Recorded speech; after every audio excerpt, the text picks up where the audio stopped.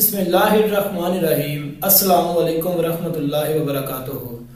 دوستو، آج کا بیان پیر اجمل رضا قادری صاحب کا بیان ہے، تو چلیے ویڈیو کو سٹارٹ کرتے ہیں۔ اب کہتے ہیں جی فیض کیا ہوتا ہے؟ ادھر دیکھو میری طرف۔ حضرت سلیمان بن بشار رحمۃ اللہ علیہ فرماتے ہیں مجھے ایک عورت کہنے لگی میرے ساتھ منہ کالا کرو۔ فرماتے ہیں میں بھاگ گیا، میں نے کہا میں نے اپنی نظر ہمیشہ پاک رکھی ہے، میں اپنی جوانی آلودہ نہیں کر سکتا۔ کہتے ہیں میں دوڑا گیا، جا کے میں لیٹا۔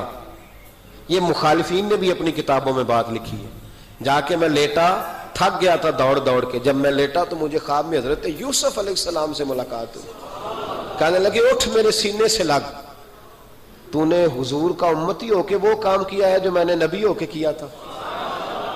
آپ جس سے جو تعلق رکھتے ہیں نا وہ تعلق بن جاتا ہے، وہ تعلق بن جاتا ہے۔ یاد رکھیں مزار والے اولیاء اللہ سے، آپ حضرت یوسف مزار میں تھے نا اس وقت۔ چلے آپ کو حدیث سنا لیتے ہیں، چونکہ میرے مرشدان عالی مرتبت کے آراز چل رہے ہیں تو میری طبیعت بڑی اشاش بشاش ہے۔ میں تھوڑا سویا ہوں، رات پورا نہیں سو سکا، پر پھر بھی نہ طبیعت پہ کچھ تھکن ہے نہ آنکھوں میں کچھ تھکن ہے۔ طبرانی میں حدیث ہے اور حدیث کے راوی مولا علی شیر خدا ہے۔ حضرت مولا علی شیر خدا کہتے ہیں ہم حضور کی بارگاہ میں بیٹھے تھے، ایک بدو آ گیا دیہاتی، نبی کریم علیہ السلام اس سے فرمانے لگے یار کدھر آیا ہے؟ کہنے لگا حضور زیارت کرنے۔ حضور کا دریائے کرم جوش میں آ گیا۔ جب آ گئی ہیں جوش رحمت پہ ان کی نظریں، پھر جلتے بجھا دیے، پھر روتے ہنسا دیے۔ نبی کریم علیہ السلام نے فرمایا اس سے، دیکھنا حضور نے خود فرمایا، خود نبی کریم حضور فرمانے لگے چل تو آ ہی گیا ہے نا، اس طرح کر کچھ مانگ لے، اب تنگی یہ داماں پہ نہ جا، اور بھی کچھ مانگ ہے آج وہ مائل بکرم، اور بھی کچھ مانگ۔ اور کون دیتا ہے دینے کو منہ چاہیے، دینے والا ہے سچا ہمارا، چل مانگ لے کچھ۔ کہنے لگا حضور واقعی مانگ لوں؟ دیہاتی تھا نا، بدو تھا، یہ جو سوچ سوچ کے چلتے ہیں نا بیچارے اسی طرح رہ جاتے ہیں۔ کہا واقعی؟ حضور نے فرمایا تجھے شک ہے کوئی؟ کہا جو ہے مانگ لے۔ بندہ بدو تھا، بس لیمٹ ہی تھوڑی تھی، تھوڑی لیمٹ تھی۔ حضور نے فرمایا مانگ۔ کہنے لگا حضور میں نے سفر کرنا ہے، مجھے ایک اونٹ دے دے۔ حضرت علی کہتے ہیں میں نے کہا تجھ پہ افسوس، ہمارا خیال تھا تو جنت کی ٹکٹ مانگے گا، ہمارا خیال تھا تو ماں باپ کو، تو نے اونٹ ہی مانگا ہے بس۔ حضرت علی فرماتے وہ حضرت علی کا بھی خیال ہے کہ حضور سے مانگو تو تھوڑا نہ مانگو، نبی کریم سے مانگو تو کھل کھلا کے مانگو، جب حضور سے مانگو کھل کھلا کے مانگو۔ حضرت علی شیر خدا کہتے ہیں وہ اسی پہ اڑ گیا۔ حضور مسکرائے، گویا حضور نے بھی کہا یار تو نے مانگا کیا ہے؟ میرے محبوب نے ایک اور کرم فرمایا، کہا چل اونٹ تجھے دیا، کچھ اور بھی مانگ لے، چل کچھ اور، اب تنگی یہ داماں پہ نہ جا، اور بھی کچھ مانگ ہے آج وہ مائل باتا، چل مانگ۔ اور حضرت علی کہتے ہیں میں نے کہا اب سیانہ بنے گا، اب یہ کہے گا حضور 7 نسلوں کی جنت، تو حضور نے فوراً عطا کر دینی ہے۔ اب یہ کہے گا یا رسول اللہ جتنے بیٹھے سب کے لیے اعلان کر دے دوزخ سے آزادی کا، جتنے میری نسل میں لوگ ہیں سب کے لیے اعلان ہو جائے گا۔ لیکن وہ وہیں کا وہیں رہ گیا، وہیں کا وہیں، چھوٹے چھوٹے دائرے میں ہی مانگ لے۔ کہنے لگا حضور اور بھی کچھ مانگ لوں؟ اونٹ تو میں نے لے لیا ہے۔ فرمایا چل مانگ لے، بندہ ہی چھوٹا تھا۔ یہ جو کہتے ہیں نا دے کچھ نہیں سکتے، اصل میں اتنے ذہن ہے بیچاروں کو، کاسا ہی کوئی نہیں تو انہیں کیا پتا کیا کیا ملتا ہے۔ یہ تو اس سے پوچھے نا جس کو ملا ہے، اور جن کو ملا ہے پھر کمال ہی ہو گئی ہے، کھل کھلا کے ملا ہے۔ اور میرے ایک استاد تھے تو ان سے ایک شخص نے کہا کہ حضور فلانا مولوی جمعے پہ کہہ رہا تھا حضور کچھ نہیں دیتے۔ فرمانے لگے اسے ملا کچھ نہیں نا، ہم سے آ کے پوچھے ہم کیا تھے، میں گلیاں دا روڑا کوڑا تے محل چڑھایا سائیاں، ہم سے پوچھے جنہیں ملا ہے اور کس طرح ملا ہے۔ نبی کریم نے فرمایا اور مانگ لے۔ کہنے لگا واقعی دیں گے؟ فرمایا ہاں دیں گے۔ کہنے لگا جی اونٹ دے دیا تو پھر سارے سفر کا کرایہ بھی دے دے، خرچہ بھی دے دے، پیسے بھی دے دے۔ حضرت علی کہتے ہیں میں نے کہا اوہو کچھ نہیں بھئی، اس کی حیثیت ہی نہیں، کدھر چلا گیا؟ اب حضور نے خود جہاں محبوب کریم نے روک کے ارشاد فرمایا، حضور مسکرائے، فرمایا جا تجھے آنے جانے کا خرچہ بھی دیا۔ اب ذرا لفظ سننا، حدیث طبرانی ہے۔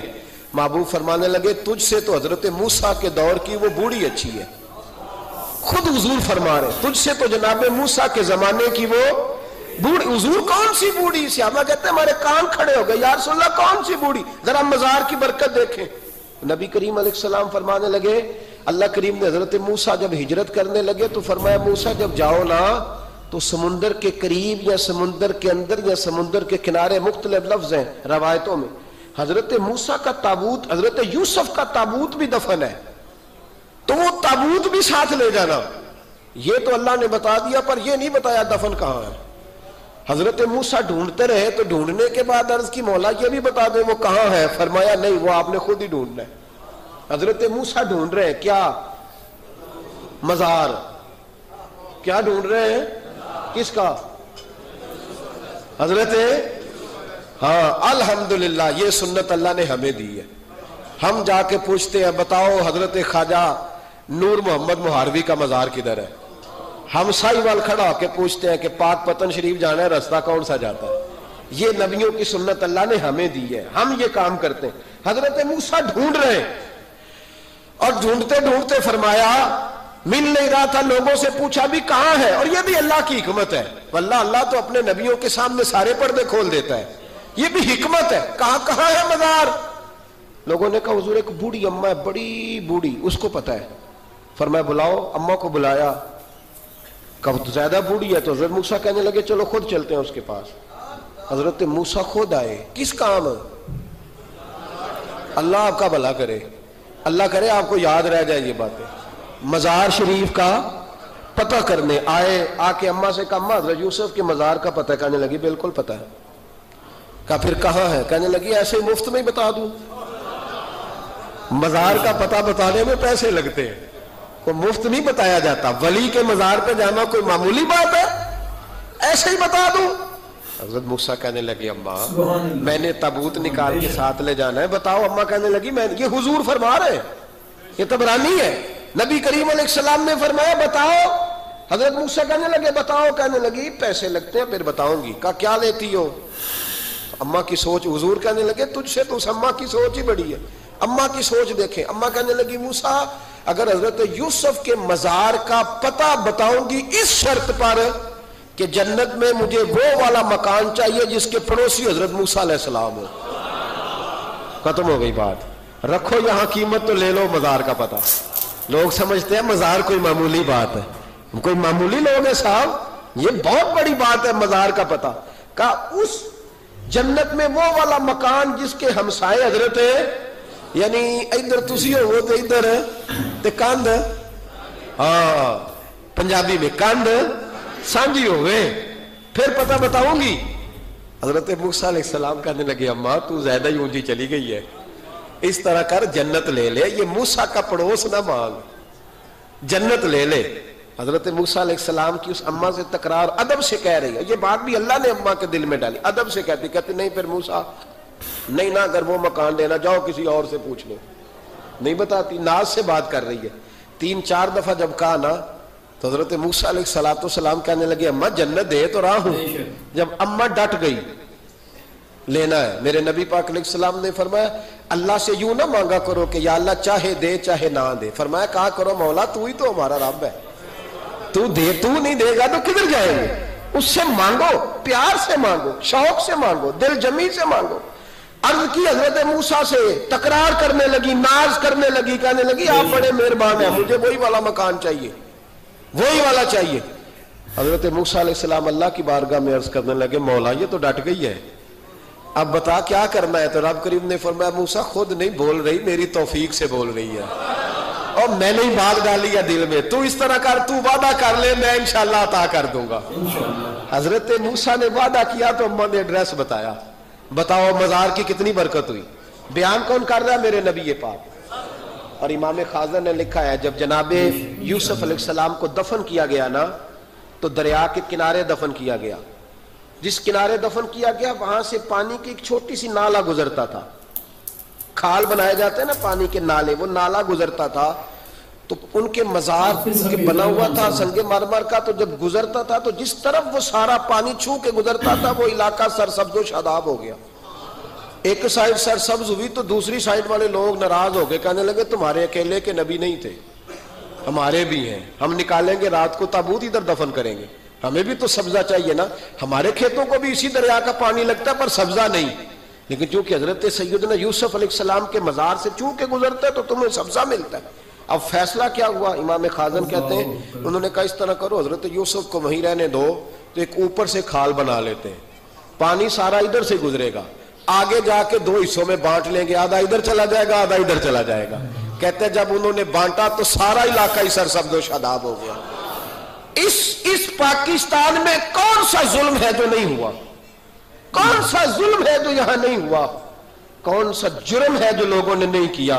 لیکن پتہ ہے اس کے کھیت خشک نہیں ہوئے. آپ کو پتہ ہے اس وطن کی دھرتی پر سبزہ اگنا بند نہیں ہوا.